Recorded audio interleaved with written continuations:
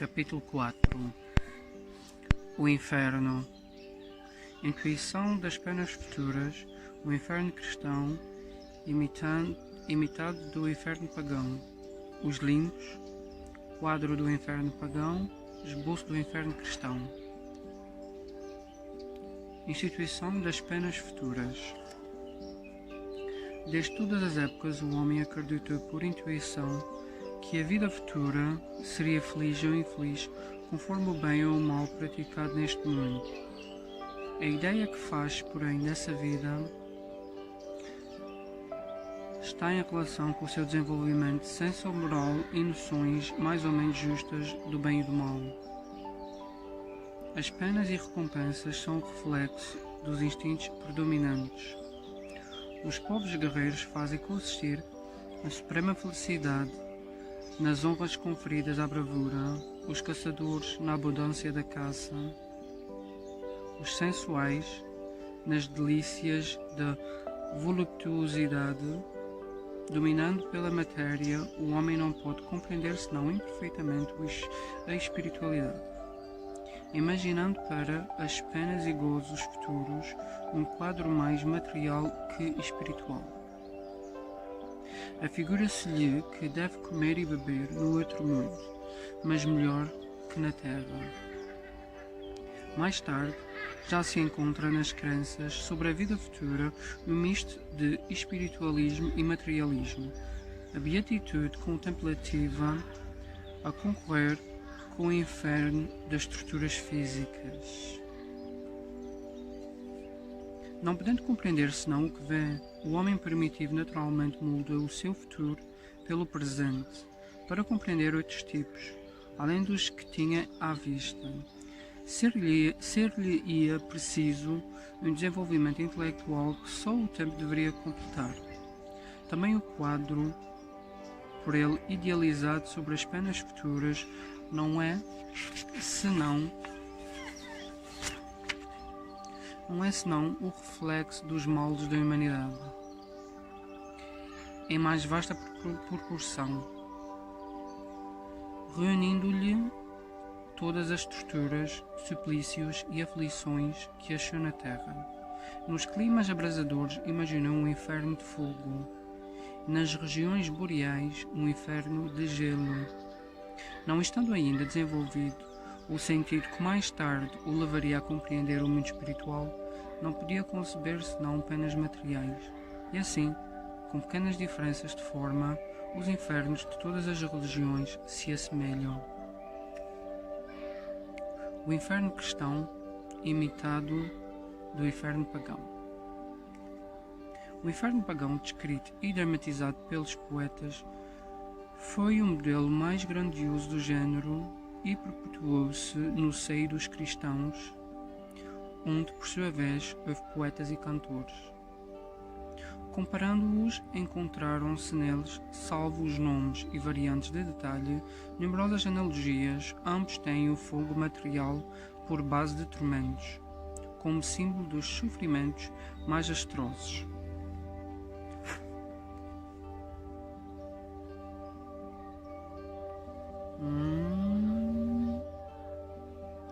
Mas, coisa singular, os cristãos exageraram em muito mais pontos o inferno dos pagãos. Se estes tinham o túnel das Danaides, a roda de Ixion, o rechedo de Sísifo, eram estes suplícios individuais. Os cristãos, pelo contrário, têm para todos, sem distinção, as caldeiras ferventes cujos tampos os anjos levantam para ver as contorções dos supliciados. E Deus, sem piedade, ouve-lhes os gemidos por toda a eternidade. Jamais os pagãos descreveram os habitantes dos campos ilícios a deleitar a vista nos suplícios de Tártaro. Os cristãos têm, como os pagãos, o seu rei dos infernos, Satanás. Com a diferença, porém, de que Plutão se limitava a governar o sombrio império que lhe coubera em partilha, sem ser mau, retinha os seus domínios os que haviam praticado o mal, porque essa era a sua missão, mas não induzia os homens ao pecado para desfrutar, tripudiar dos seus sofrimentos. Satanás, no entanto, recruta vítimas por toda a parte e regozija-se ao atormentá-las com uma legião de demónios armados de forcados a revolvê-las no fogo. É isto. Já se tem discutido seriamente sobre a natureza deste fogo que queima, mas não consome as vítimas. Tem-se mesmo perguntado se seria um fogo de betume. O inferno cristão nada cede, pois ao inferno pagão.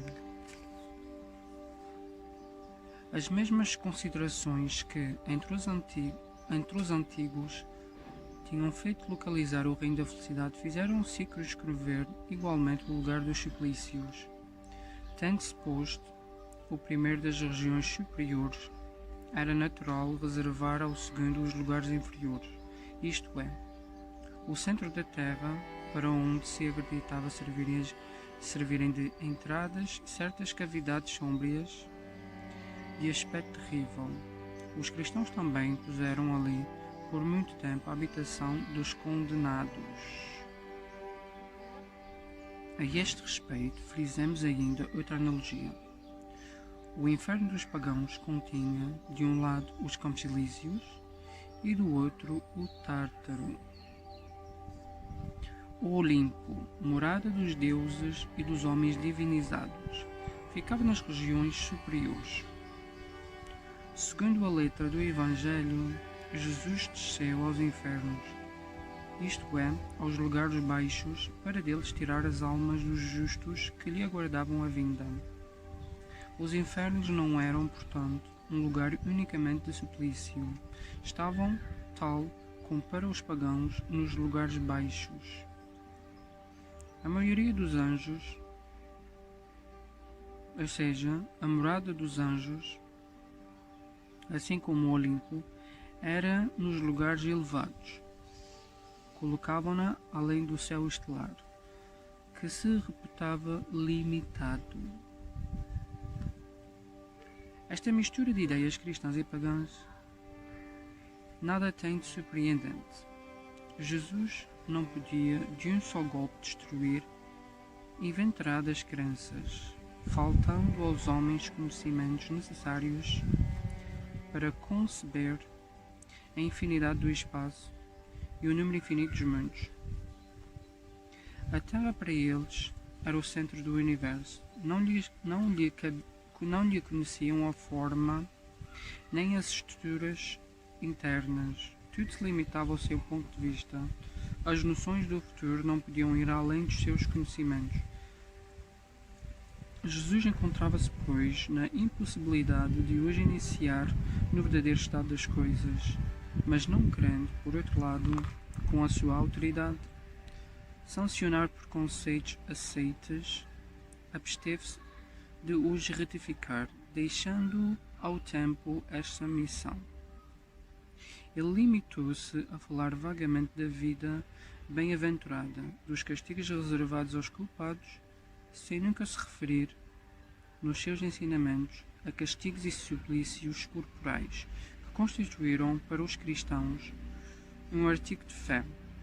Eis aí que as ideias do inferno pagão se perpetuavam até aos nossos dias. E foram precisos o desenvolvimento geral da inteligência humana e a difusão das modernas luzes para se fazer justiça. Como, porém, nada de positivo houvesse substituído as ideias recebidas ao longo período de uma crença cega, sucedeu transitoriamente o período de incredulidade a que vem por termo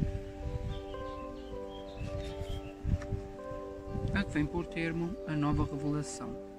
Era preciso demolir para reconstruir, visto que é mais fácil insinuar ideias justas aos que em nada creem, sentindo que algo lhes falta, do que fazê-lo aos que possuem uma ideia robusta, ainda que absurda. Localizados o céu e o inferno, as seitas cristãs foram levadas a não admitir para as almas senão duas situações extremas: a felicidade perfeita e o sofrimento absoluto. O purgatório é apenas uma posição intermediária e passageira, ao sair da qual as almas passam sem transição à mansão dos justos. Outra não pode ser a hipótese dada a crença na sorte definitiva da alma após a morte. Se não há mais de duas habitações, a dos eleitos e a dos condenados, não se pode admitir muitos graus em cada uma sem admitir a possibilidade de os franquear e, consequentemente, o progresso. Ora, se há progresso, não há sorte definitiva, e se há sorte definitiva, não há progresso. Jesus resolveu a questão quando disse: há muitas moradas na casa do meu Pai.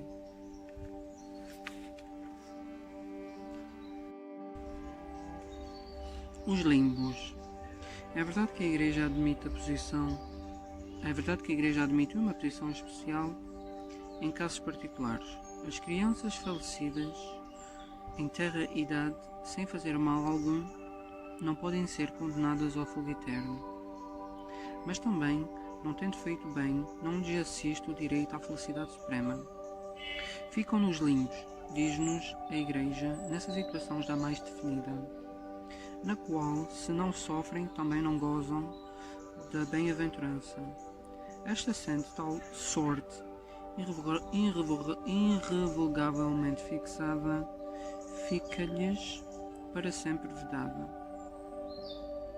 Tal privação importa, assim, um suplício eterno e tanto mais imerecido quanto é certo não ter dependido dessas almas que as coisas assim sucedessem.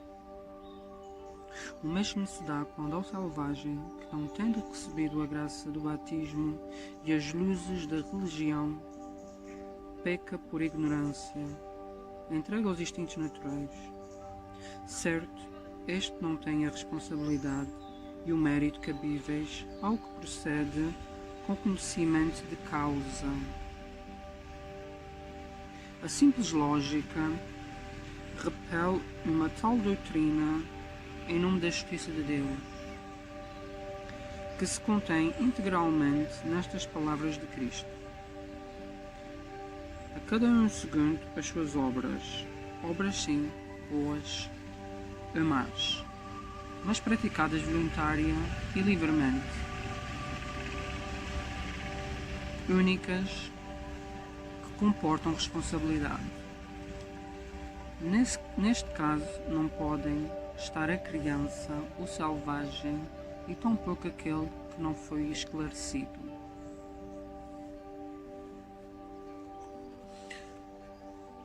Quadro do inferno pagão. O conhecimento do inferno pagão é-nos fornecido quase exclusivamente pela narrativa dos poetas. Homero e Virgílio dele deram a mais completa descrição, devendo contudo levar-lhes em conta as necessidades poéticas impostas à forma. A descrição de Fénelon no Telemaco, posto que Aurida, na mesma fonte quanto às crenças fundamentais, tem a simplicidade mais concisa da prosa. Descrevendo o aspecto lúgubre dos lugares, preocupa-se principalmente em realçar o género de sofrimento dos culpados, estendendo-se sobre a forma dos maus reis com vista à instrução do seu régio discípulo. Por muito popular que seja esta obra, nem todos têm presente na memória a sua descrição, e não meditaram sobre ela de modo a estabelecer uma comparação, e assim acreditamos de utilidade reproduzir os tópicos que mais diretamente interessam ao nosso assunto. Isto é, os que se referem especialmente às penas individuais. Ao entrar, Telemaco ouve gemidos de uma sombra inconsolável. Qual é? Perguntava-lhe. A vossa desgraça. Qual é? Perguntava-lhe a vossa desgraça. Quem fostes na terra? Nabofarzan responde a sombra, rei da soberba Babilônia. Ao ouvir o meu nome, tremiam todos os povos do Oriente. Fazia-se-me adorar pelos babilônios num templo todo de mármore, representando por uma estátua de ouro, a cujos pés se queimavam noite e dia os preciosos perfumes da Etiópia. Jamais alguém ousou contradizer-me sem de pronto ser punido. Inventavam-se de dia a dia prazeres novos para tornar-me a vida mais e mais deliciosa. Moço e robusto, quantos prazeres me restavam ainda por usufruir no trono. Mas certa mulher que eu amava e não me correspondia fez-me sentir claramente que eu não era um Deus. Envenenou-me e nada mais sou. As minhas cinzas foram ontem enterradas com pompa numa urna de ouro. Choraram, arrancaram cabelos, pretenderam fingidamente atirar-se às chamas da minha fogueira e assim, a fim de morrerem comigo. Vão ainda gemer junto do túmulo das minhas cinzas, mas ninguém me deplora. A minha memória horroriza a própria família, enquanto aqui embaixo sofro já horríveis suplícios. Telemaco, compungido perante tal espetáculo, diz-lhe: Ireis vós verdadeiramente felizes durante o vosso reinado?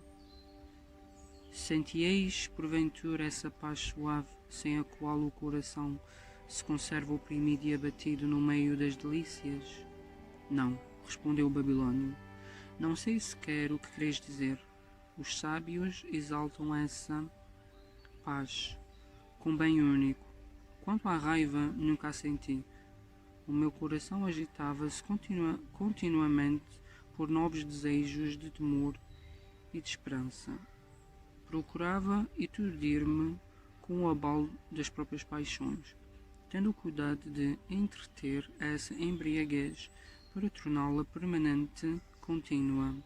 O menor intervalo de razão, de calma, ser-me-ia muito amargo. Eis a paz que flui. Qualquer outra parece-me antes uma fábula, um sonho. São estes os bens que choro. Assim falando, o babilônio chorava como um homem pusilânime, enervado pelas prosperidades, desabituado de suportar resignadamente uma desgraça. Havia junto dele alguns escravos mortos em homenagem honrosa aos seus funerais. Mercúrio entregara-os a Corote com o seu rei, outorgando-lhes poder absoluto sobre este rei, a quem tinham servido na terra. Essas sombras de escravos não temiam a sombra de Nabofarzan, que retinham encadeada, infligindo-lhe as mais cruéis afrontas. Dizia-lhe uma: Não éramos nós homens iguais a ti? Insensato que eras, julgavas-te um Deus, ao ponto de esqueceres a tua origem comum a todos os homens. Outra, para insultá-lo, dizia: Tinhas razão em não querer que por homem te tivessem, porque na verdade eras um monstro desumano. Ainda outra: Então, onde estão agora os teus aduladores? nada mais esteja a dar, desgraçado. Nem mesmo o mal já podes fazer. Eis-te reduzido a escravo dos teus escravos. A justiça dos deuses tarda, mas não falha. Perante essas frases duras, Nabucodonosor rojava-se por terra, arrancando o cabelo num acesso de raiva e desespero. Mas Caronte instigava os escravos. Arrastam-no pela corrente, levantem-no contra a vontade. Não possa ele consolar-se escondendo a sua vergonha. É preciso que todas as sombras do estige a testemunhem como justificativa aos deuses, que por tanto tempo toleraram o reinado terreno deste ímpio. E ele avista logo, bem de perto de si, o negro tártaro a evolar um escuro e espesso fumo, cujo cheiro mefítico daria a morte e se espalhasse pela morada dos vivos. Esse fumo envolvia no rio de fogo um turbilhão de chamas, cujo ruído, semelhante às torrentes mais escandalosas, quando se despenham de altos rochedos em profundos abismos, concorria para que concorria-se para que nada se ouvisse nesses lugares tenebrosos. Telemaco, secretamente animado por Minerva, entrou sem medo nesse báratro. Viu primeiramente um grande número de homens que tinham vivido nas mais humildes condições, punidos por terem procurado riquezas no meio de fraudes, traições e crueldade. Ali notou muitos ímpios e hipócritas que, simulando amar a religião, dela se tinham servido como um belo pretexto para satisfazerem ambições e zombarem dos crédulos, os que haviam abusado até da própria virtude, o maior dom de Deus. Eram punidos como os mais acelerados de todos os homens. Os filhos que haviam degolado os pais, as esposas que mancharam as mãos no sangue dos maridos, os traidores que venderam a pátria, violando todos os juramentos, sofriam, apesar de tudo, penas menores que aqueles hipócritas. Os três juízes infernais assim o queriam por esta razão. Os hipócritas não se contentam com ser maus como os demais ímpios, mas querem passar por bons a concorrer pela sua falsa virtude, para que a descrença e corrupção da verdade. Os deuses, por eles, zombados e desprezados perante os homens, empregam com prazer todo o seu poderio para se vingarem de tais insultos. Perto destes outros homens aparecem que vulgarmente se julgam inocentes de culpa, mas que os deuses perseguem despiadadamente. São os ingratos, os mentirosos, os aduladores, que levaram o vício, os críticos perversos, que procuraram enodoar a mais pura virtude. Enfim, aqueles que, julgando temerariamente das coisas sem as conhecer a fundo, prejudicaram por isso a reputação dos inocentes. Telemaco, vendo os três juízes sentados a condenarem um homem, ousou perguntar-lhes quais eram os seus crimes. O condenado, tomando a palavra, de pronto exclamava: nunca fiz mal algum, todo o meu prazer era praticar o bem. Fui sempre generoso, justo, liberal e compassivo. Que se pode, pois, exprobar-me? Minos então disse-lhe: nenhuma acusação se te faz quanto aos homens, mas a estes menos não devias que aos deuses. Que injustiça! Que injustiça, pois, é essa de que te vanglorias? Para com os homens que nada são, não faltaste jamais a qualquer dever. Foste virtuoso, é certo, mas só atribuíste esta virtude a ti próprio, esquecendo os deuses que te deram. Tudo porque querias gozar do fruto da sua virtude, encerrando em ti mesmo, foste a tua divindade. Mas os deuses que tu te fizeram e fizeram-no para si, não podem renunciar aos seus direitos.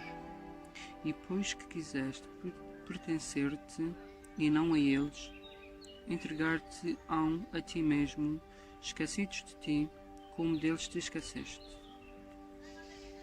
Procura agora, se podes, o consolo no teu próprio coração. Eis-te agora para sempre, separado dos homens, aos quais querias agradar. Eis-te só contigo, tu que eras o teu ídolo. Fica sabendo que não há verdadeira virtude sem respeito e amor aos deuses, a quem tudo é devido. A tua falsa virtude, que por muitos anos deslumbrou os engenhos, vai ser confundida, não julgando os homens o vício e a virtude, senão pelo que lhes agrada ou os incomoda. São cegos quanto ao bem e quanto ao mal. Aqui uma luz divina derroga os seus julgamentos artificiais, condenando muitas vezes os que eles admiram,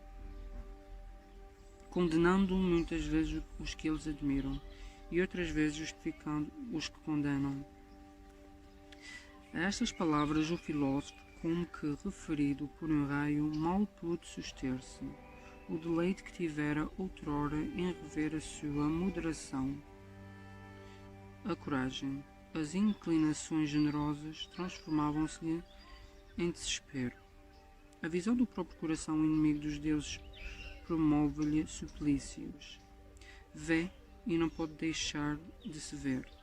Vê a vaidade dos preconceitos humanos, aos quais buscavam lisonjear-se em todas as suas ações.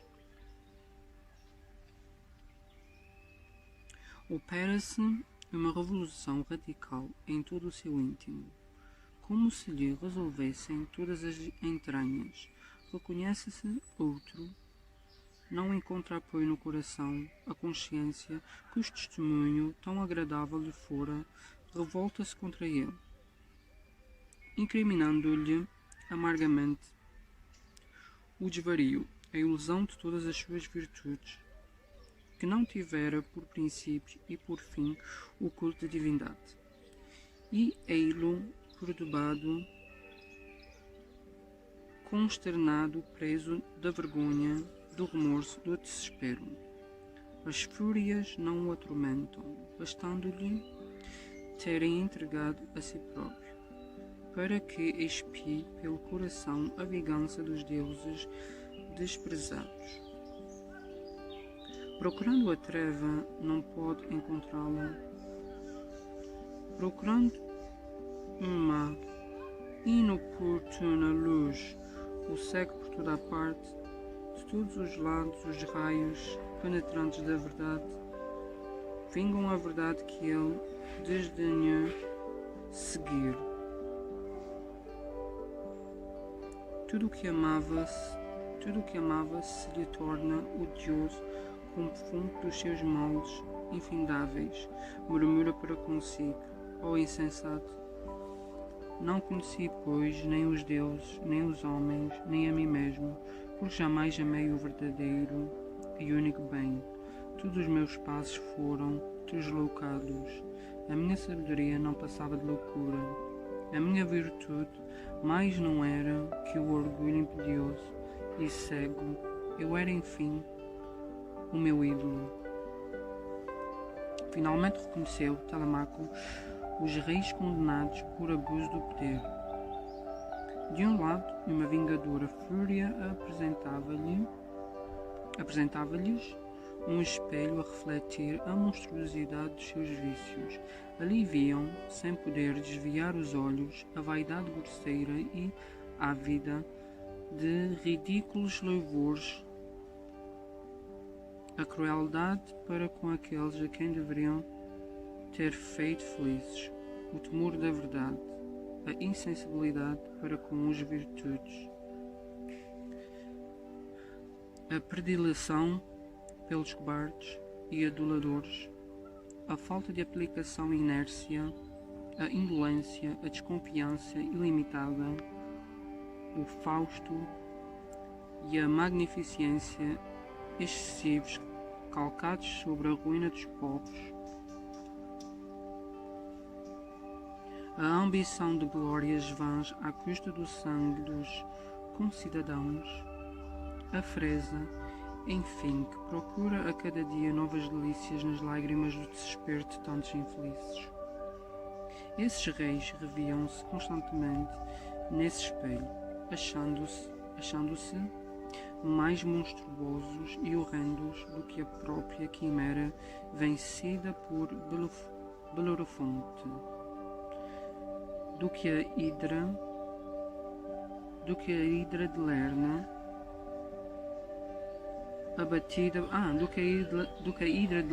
abatida por Hércules e do que Cérburo a vomitar pelas suas próprias goelas um sangue negro e venenoso, capaz de empestar todas as raças de mortais que viviam sobre a terra.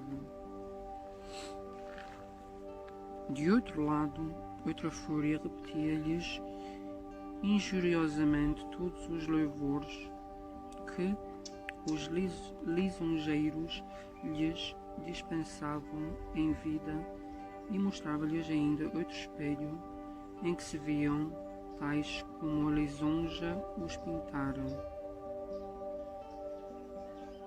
Da antítese dos dois quadros brotava o suplício do amor próprio. Era para notar que os piores dentre estes reis foram os que tiveram maiores e mais fulgentes louvores durante a vida.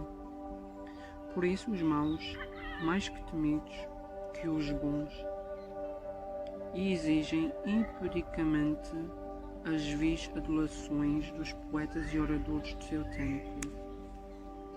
Nas profundezas dessas trevas, onde só insultos e escárnios padecem, ouvem-se-lhes os gemidos agoniados. Nada os cerca que os não repela, contradiga e confunda em contraste ao que supunham na vida, zombando dos homens convictos de que tudo era feito para servi-los. No Tártaro, entregues a todos os caprichos de certos escravos, estes fazem-lhes provar, por sua vez, a mais cruel servidão. Humilhados dolorosamente, não lhes resta esperança alguma de modificar ou abrandar o cativeiro. Qual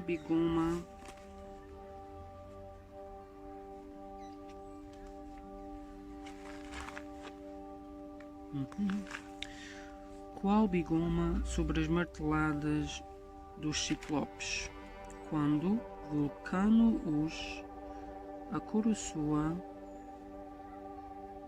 nas fornalhas incandescentes do Monte Etna. Assim permanecem mercê das pancadas desses escravos transformados em verdugos. Ali viu Telemaco pálidos semblantes, indiodos e consternados. Negra tristeza é essa que consome estes criminosos, horrorizados de si próprios, sem poderem dela despojar-se como da própria natureza. Não têm outro castigo às suas faltas que não as mesmas faltas. Veem-se incessantemente na plenitude da sua enormidade, apresentando-se-lhes sob a forma de espectros horríveis que os perseguem, procurando eximir-se a essa perseguição. Buscam uma morte mais potente do que a que os separou do corpo. Desesperados, invocam uma morte capaz de extinguir-lhes a consciência. Pedem aos abismos que os absorvam, a fim de se fartarem aos raios vingadores da verdade que os atormenta. Mas continuam votados à vingança, que sobre eles destila gota a gota e que jamais estancará. A verdade que temem ver constitui-se um suplício. Veem-na contudo, e só têm olhos para vê-la erguer-se contra eles, ferindo-os, despedaçando-os, arrancando-os de si mesmos, como o raio, sem nada destruir exteriormente e penetrar-lhes o âmago das entranhas. Entre os seres que lhe eriçavam os cabelos, viu Telemaco vários e antigos reis da Lídia punidos por serem preferido ao trabalho as delícias de uma vida inativa, quando aquele deve ser o consuelo dos povos e, como tal, inseparável da realeza. Estes reis lastimavam-se reciprocamente a cegueira, diziam ao outro que fora seu filho. Não vos tinha eu recomendado tantas vezes durante a vida, e ainda antes da morte, que reparasseis os males ocorridos por negligência minha? Ah, desgraçado pai, dizia o filho, fostes vós que me perdestes. Foi o vosso exemplo que me inspirou o Fausto, o orgulho, a voluptuosidade e a crueldade para com os homens. Vendo-vos governar com tanta incúria, cercado de aduladores infames, habituei-me a prezar a lisonja e os prazeres. Acreditei que os homens eram para os reis o que os cavalos e os outros animais de carga são para aqueles, isto é, animais que só se consideram enquanto proporcionam serviços e comodidades. Acreditei-o, e fostes vós que me fizestes crer, sofrendo agora tantos males por vos ter imitado. A estas recriminações aliviavam as mais acerbas blasfémias, como que possuídos de raiva bastante para se despedaçarem mutuamente.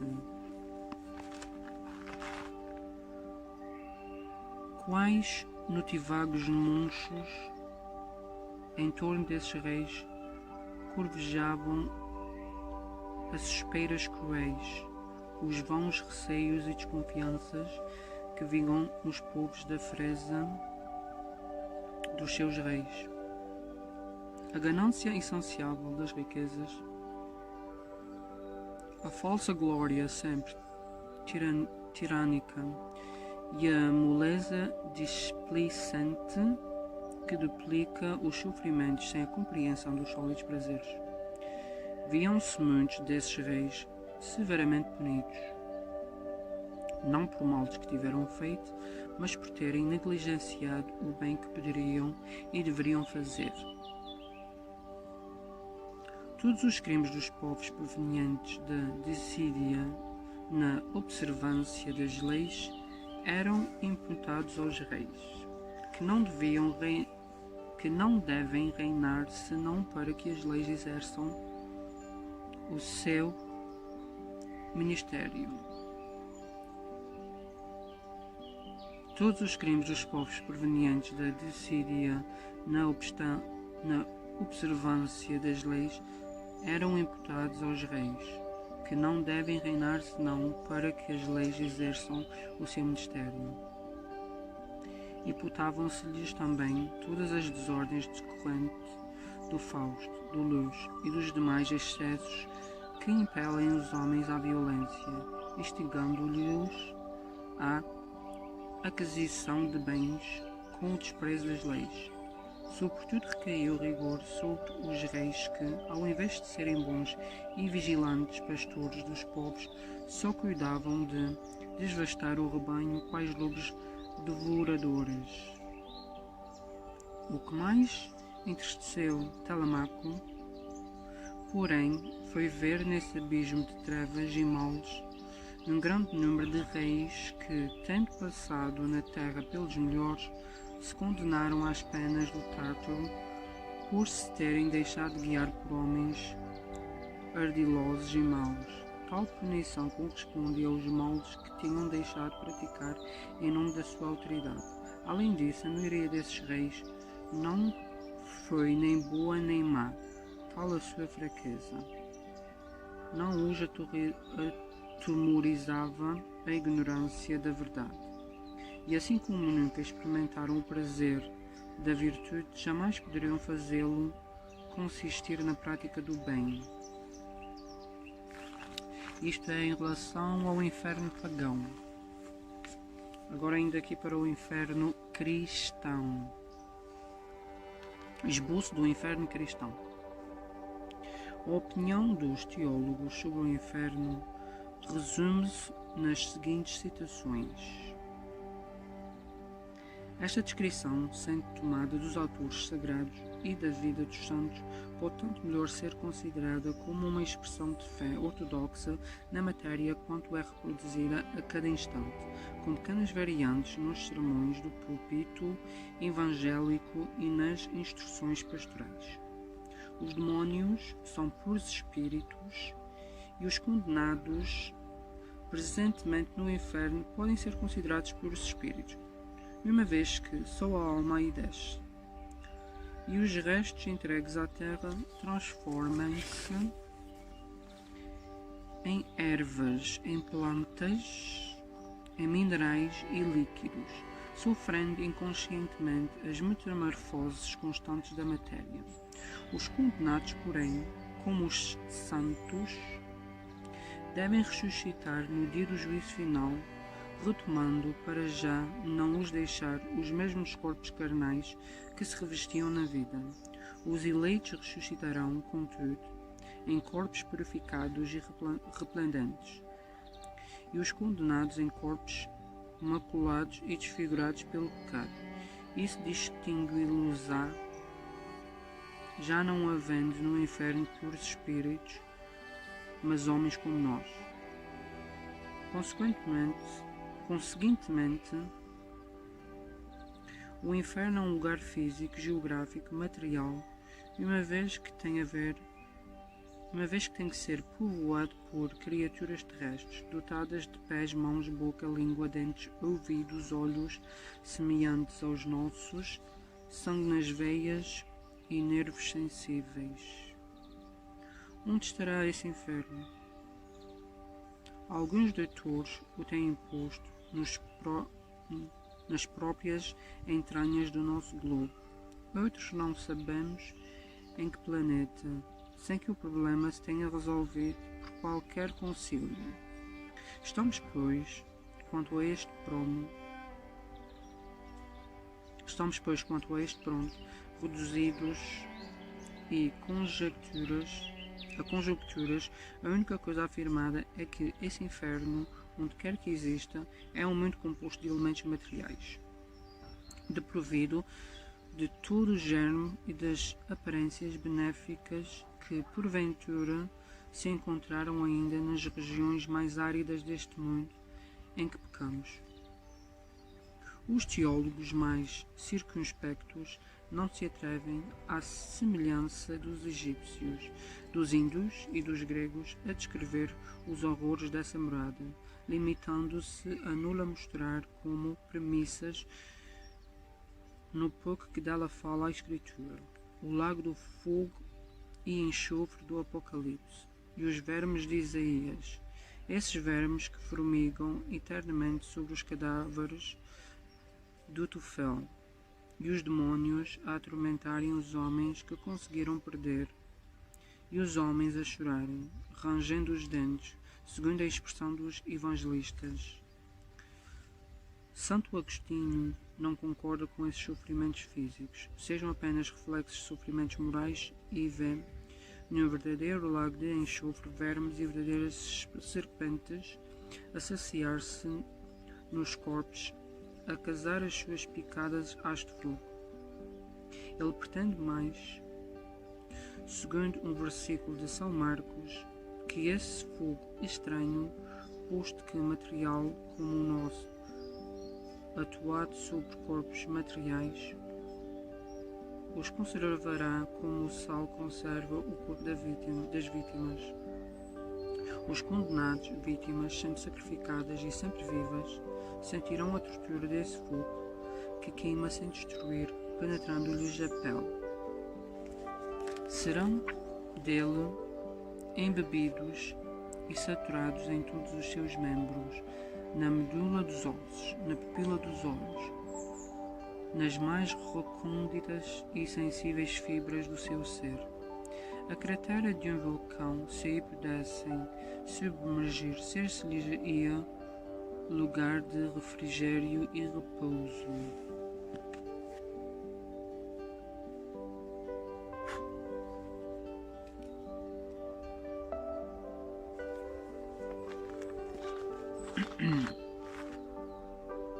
Assim falam, com toda a segurança, os teólogos mais tímidos, discretos e comedidos.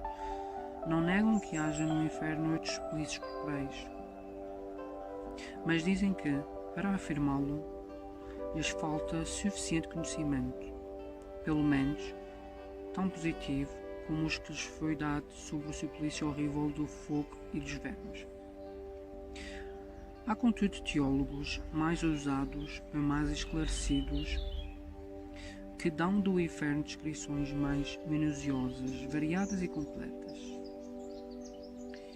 E, conquanto não se saiba em que lugar do espaço está situado esse inferno, há santos que o viram. Eles não foram lá ter com a lira na mão, como Orfeu, de espada em punho, como Ulisses, mas transportados em espírito. Desse número é Santa Teresa. Dir-se-ia, pela narrativa da santa, que há uma cidade no inferno. Ela aí viu, pelo menos, uma espécie de viela comprida e estreita como essas que abundam em velhas cidades, e percorreu-as horrorizada, caminhando sobre um frondoso e fétido terreno no qual pululavam monstruosos répteis. Foi, porém, detida por uma marcha, por uma muralha que interrompia a viela.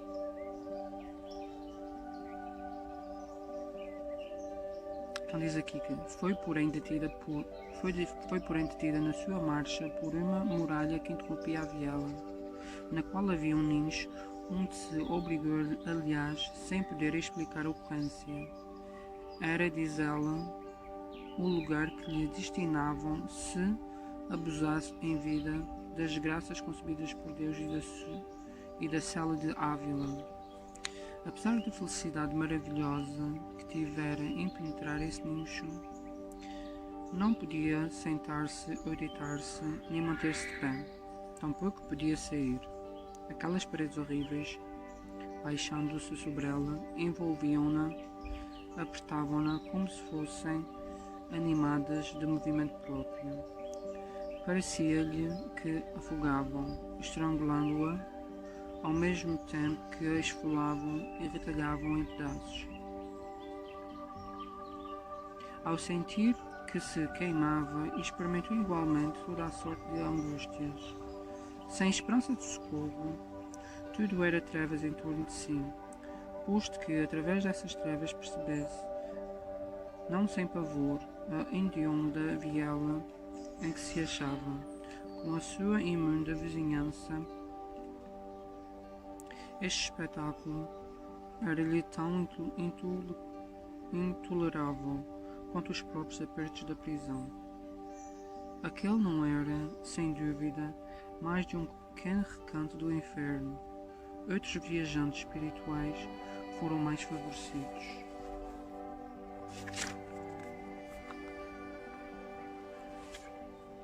Pois viram grandes cidades no inferno, com os enormes braseiros, Babilônia e Nínive, a própria Roma, com os seus palácios e templos abrasados, todos habitantes acorrentados. Traficantes nos seus balcões, sacerdotes reunidos a cortesãos em salas de festim, chumbados às cadeiras ululantes, levando aos lábios rubras taças chamejantes, criados genufletidos em ferventes cloacas, braços distendidos e príncipes de cujas mãos escorria em lava devoradora o ouro derretido. Outros viram no inferno planícies sem fim, cultivadas por camponeses famintos, que nada colhendo desses campos fumegantes, dessas sementes estéreis, se entredoavam, dispersando-se em seguida, tão numerosos como dantes, magros, vorazes, e em bando, indo procurar ao longe, em vão, terras mais felizes. Outras colónias errantes de condenados substituíam-nos imediatamente. Ainda outros relatam que viram no inferno montanhas ensadas de precipícios, florestas genebundas, poços secos, fontes alimentadas de lágrimas, ribeiros de sangue, turbilhões de neve em desertos de gelo, barcas tripuladas por desesperados, singrados mares sem praia. Viram em suma tudo o que viam os pagãos, num lugubre revérbero da terra, com os respectivos sofrimentos naturais eternizados, e até calabouços, patibulos e instrumentos de tortura forjados pelas nossas próprias mãos.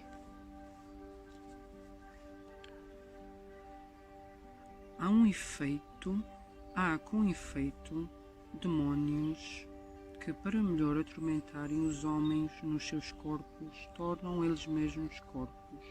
Uns têm asas de morcegos, cornos, couraças de escama, patas armadas de garras, dentes agudos, apresentando-se-nos armados de espadas, tenazes, pinças, serras, grelhas, foles, tudo ardente. Não exercendo outro ofício por toda a eternidade, em relação à carne humana, que não o de carniceiros e cozinheiros. Outros, transformados em leões ou víboras enormes, arrastam as presas para as cavernas solitárias. Estes transformam-se em corvos para arrancar os olhos a certos culpados, e outros em dragões voadores, prontos para se lançarem sobre o dorso das vítimas, arrebatando-as assustadiças, ensanguentadas, aos gritos através de espaços tenebrosos, para arremessá-las finalmente em tanques de enxofre. Aqui, nuvens de gafanhotos, de escorpiões gigantescos, cuja vista produz náuseas e calafrios, e o contacto com convulsões além, monstros policefalos a escavarem goelas vorazes, a sacudirem sobre as disformes cabeças as suas crinas de áspides, a torturarem condenados com sangrentas mandíbulas para vomitá-los mastigados, mas vivos porque são imortais. Estes demónios, de forma sensíveis, que lembram tão visivelmente os deuses de Amenti e do Tártaro, bem como os ídolos adorados pelos fenícios, moabitas e outros gentios vizinhos da Judeia, esses demónios não obram ao acaso, tendo cada um a sua função. O mal que praticam no inferno está em relação ao mal que inspiraram e fizeram cometer na terra. Os condenados são punidos em todos os seus órgãos e sentidos, porque também a Deus ofenderam por todos os órgãos e sentidos. Os delinquentes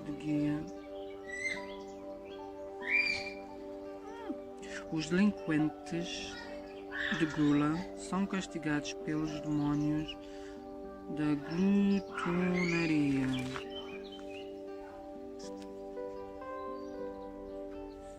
Os preguiçosos pelos da preguiça, os luxuriosos pelos da devassidão e assim por diante, de uma variedade tão grande como a dos pecados.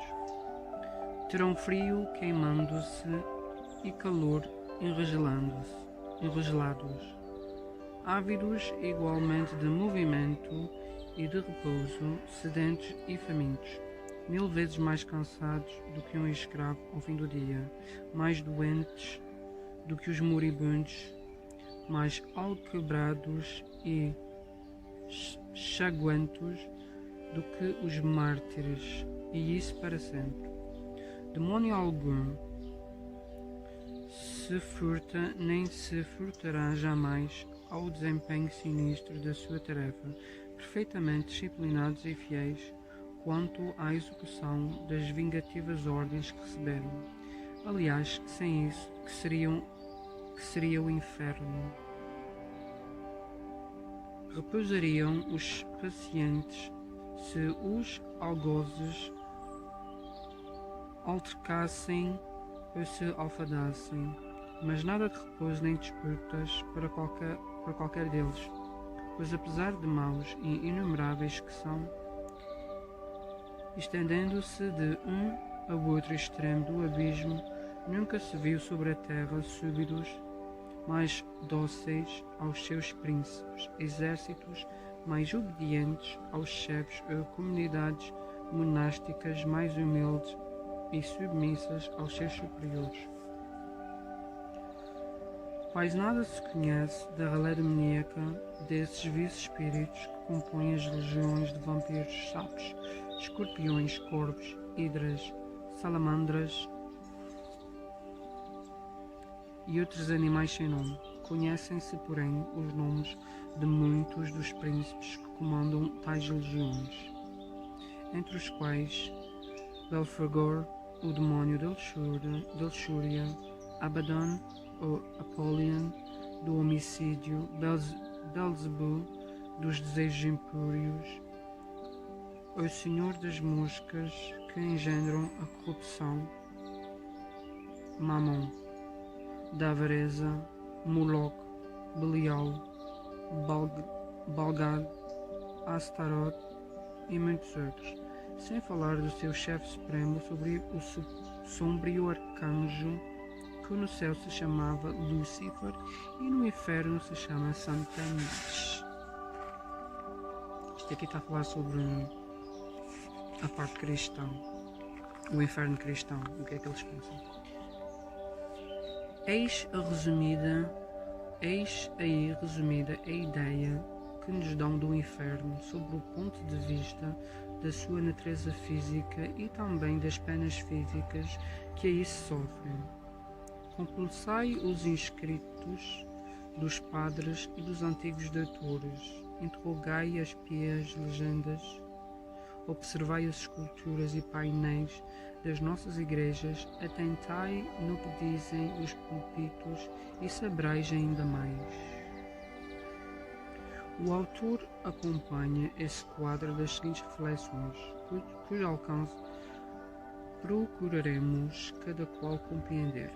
A ressurreição dos corpos é um milagre, mas Deus faz ainda um segundo milagre, dando a esses corpos mortais, já uma vez usados pelas passageiras provas da vida, já uma vez aniquilados, a virtude de subsistirem sem se dissolverem numa fornalha, onde se volatilizariam os próprios metais.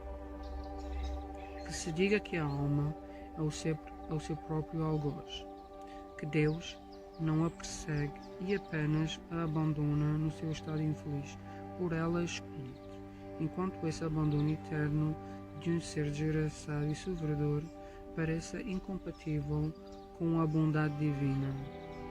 Vá, mas o que se diz da alma e das penas espirituais não se pode de modo algum dizer dos corpos e das respectivas penas para perpetuação das quais já não basta que Deus se conserve impassível, mas, pelo contrário, que intervenha e atue sem o que se cobririam os corpos.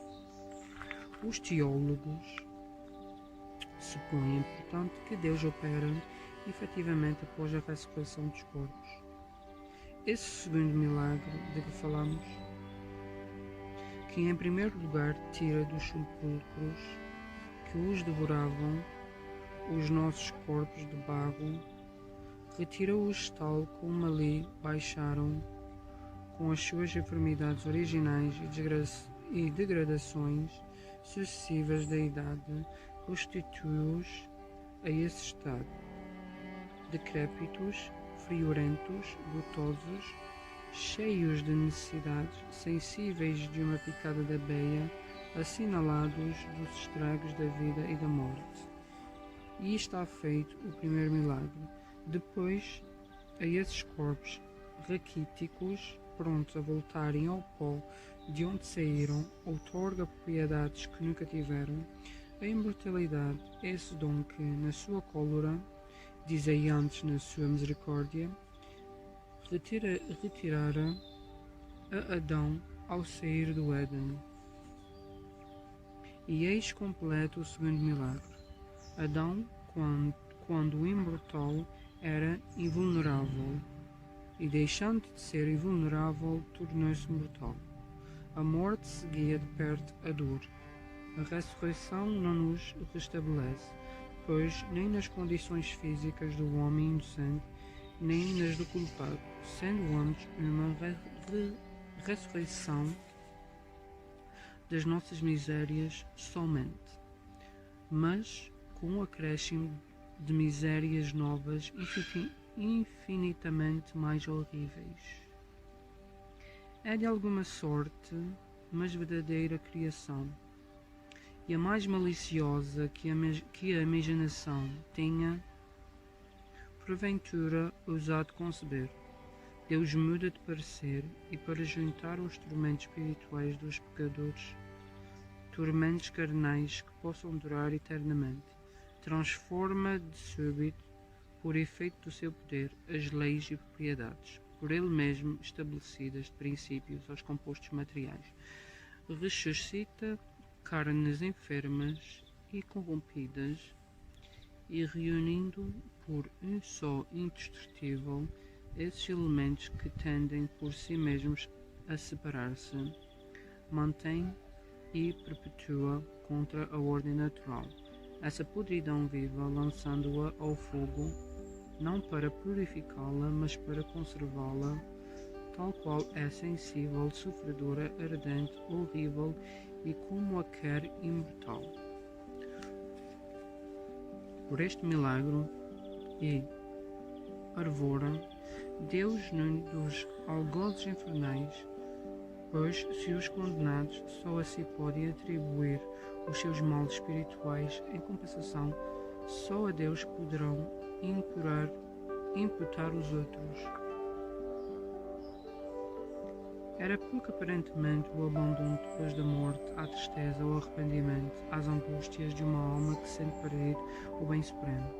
Segundo os teólogos, Deus iria buscá-las nessa noite, ao fundo desse abismo, chamando-as nomeadamente à vida, não para as consolar, mas para as revestir de um corpo horrendo, chamejante, imperecível, mas empestado que a túnica de janira, abandonando-as então para sempre.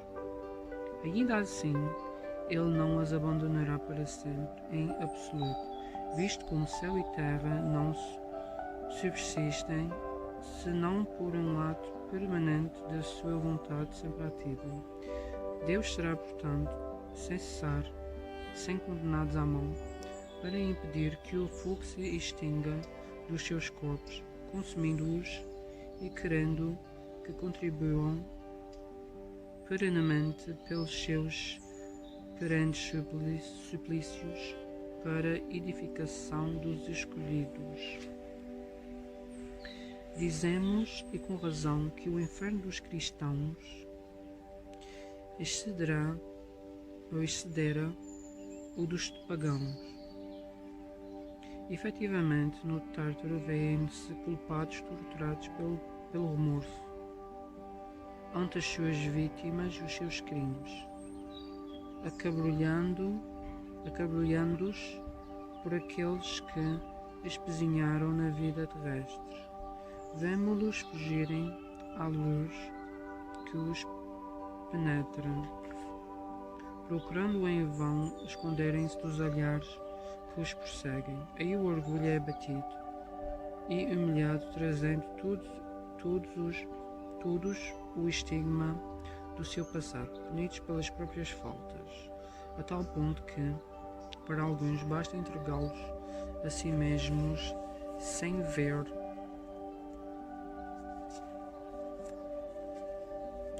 ser preciso aumentar-lhes os castigos. Contudo, são sombras, isto é, almas com corpos fluídicos, imagens da sua vida terrestre.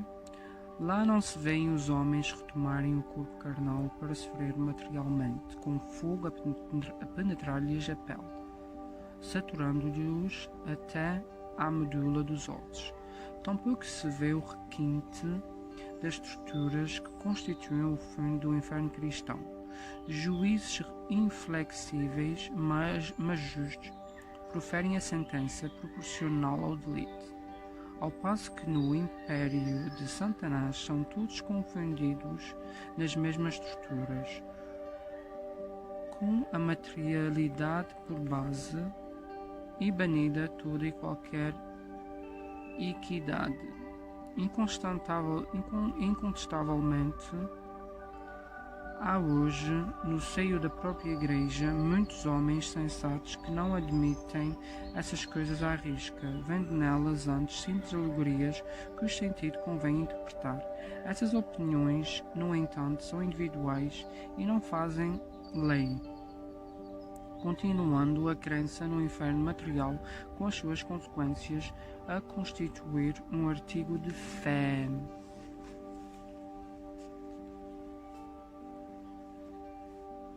Poderíamos perguntar como há homens que têm conseguido ver essas coisas em êxtase, se elas de facto não existem.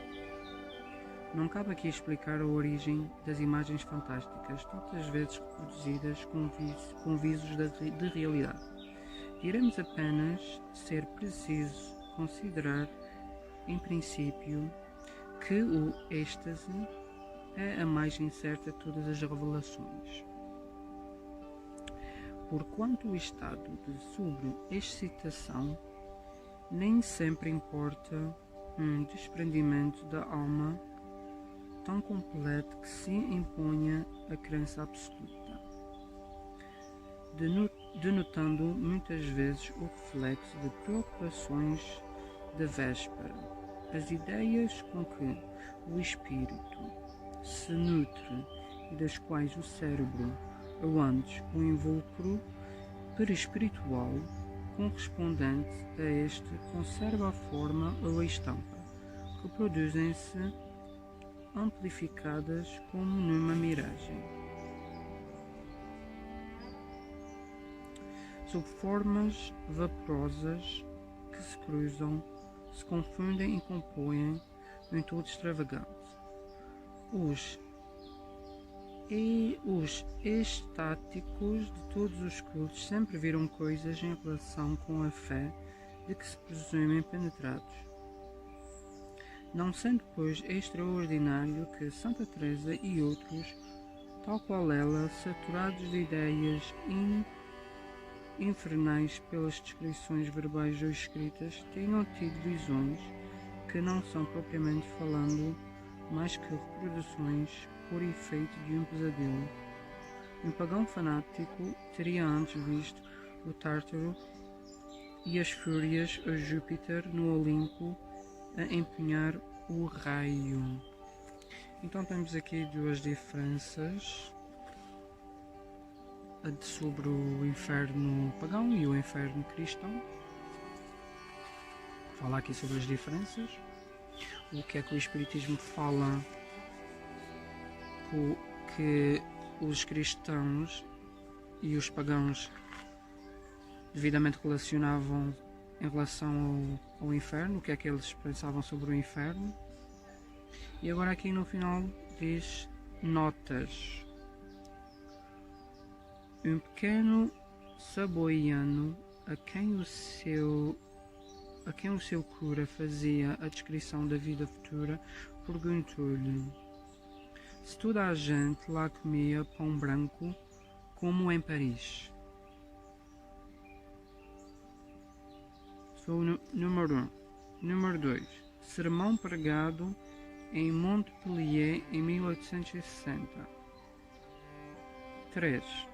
Os bem-aventurados, sem deixarem o lugar que ocupam, poderão afastar-se de certo modo em razão ao seu dom de inteligência e da vida distinta, a fim de considerarem as torturas dos condenados e vendo-os, não somente serão insensíveis à dor, mas até ficarão repletos de alegria e darão graças a Deus pela sua própria felicidade, assistindo à inefável calamidade dos ímpios. São Tomás de Aquino. 4. Sermão pregado em Paris em 1861. 5. O Evangelho segundo o Espiritismo, capítulo 111. 6.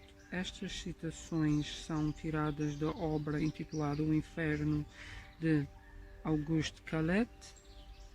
7. Nesta visão reconhecem-se todos os elementos dos pesadelos, sendo provável que fosse desse género os fenómenos o acontecido a Santa Teresa. 8. Singular punição, na verdade, é esta de poder continuar em maior escala a prática de mal menor feito na terra. Mais racional seria sofrerem os próprios malfeitores as consequências desse mal, em vez de se darem ao prazer de proporcioná-lo a outrem. 9. Estes mesmos demónios rebeldes a Deus, quanto ao bem, são de uma docilidade exemplar quanto à prática do mal. Nenhum se esquiva ou afrouxa durante a eternidade. Que singular metamorfose em quem fora criado puro e perfeito como os anjos.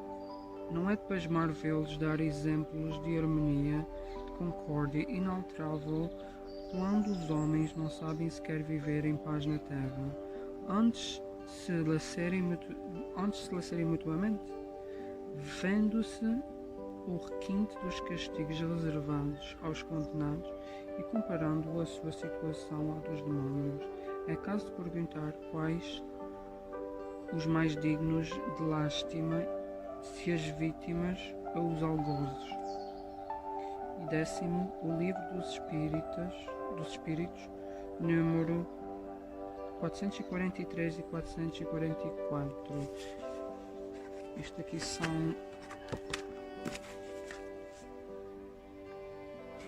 são pequenas notas que, à medida que vai-se lendo aqui o texto, tem aqui os números para poder-se perceber melhor algumas das frases. E basicamente por hoje é isto. Lemos aqui a parte do inferno, o que é que naquela altura os cristãos consideravam ser o inferno e os pagãos consideravam ser o inferno. São duas coisas distintas, ou seja, é a mesma coisa, mas com ideias diferentes dependendo da religião. Já no Espiritismo a coisa é diferente. Vamos conhecer melhor mais à frente nos restantes capítulos.